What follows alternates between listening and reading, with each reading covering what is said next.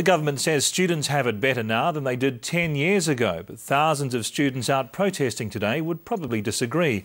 With student debt topping $10 billion, they want a better deal, as Sia Aston reports.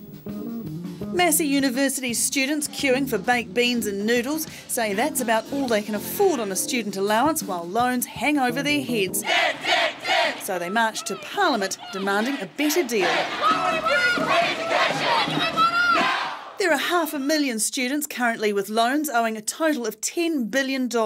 Some students can get a government allowance to live on, which doesn't have to be repaid. For an 18 to 24-year-old living away from home, that's a maximum of $153 a week. The government says they get a good deal. The removal of interest on loans, I think, has been really helpful for students. That's not to say it's enough. Every year we try and make things just a little bit better for students, but it needs to be said that things are a whole lot better than they were 10 years ago. But students say the allowance isn't enough and it should be universally available. Some students struggle to put food on the table, let alone just the creature comforts of life, so I don't see where the Minister is saying it's improved. The Greens, United Future and the Māori Party all support universal allowances. We have to get the debt down. The best way to do that is to stop students from having to borrow to live.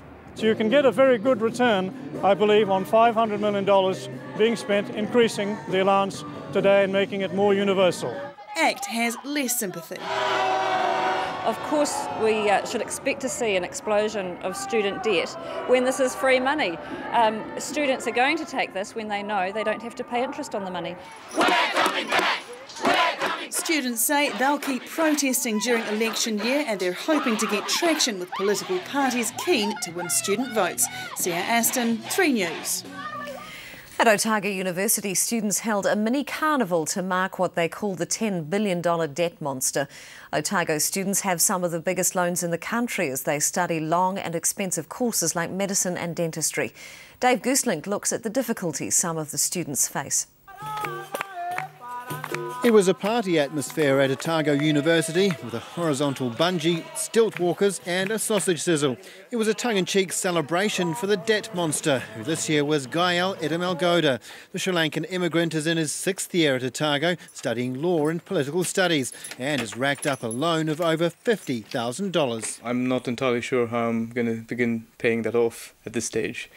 But yes, it's a huge financial burden for me to go into the working world with. He says a $50,000 debt is quite normal for many students who are classed as being dependent on their parents until they're 25. I pretty much have to borrow to live. My $150 a week is pretty much what I subsist off. But he didn't win the spot prize for the biggest student debt of the day.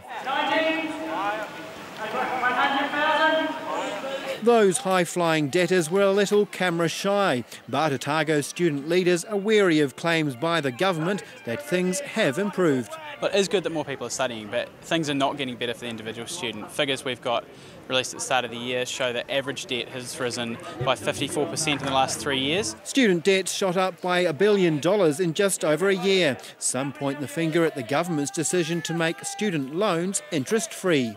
It's not encouraging students to pay that back early at all, longer time frames, and they also encourage students to stay at university longer. That's not the plan for Edamalgoda, who's aiming to complete his studies next year, get a job and start chipping away at his $50,000 headache. Dave Gooselink, 3 News.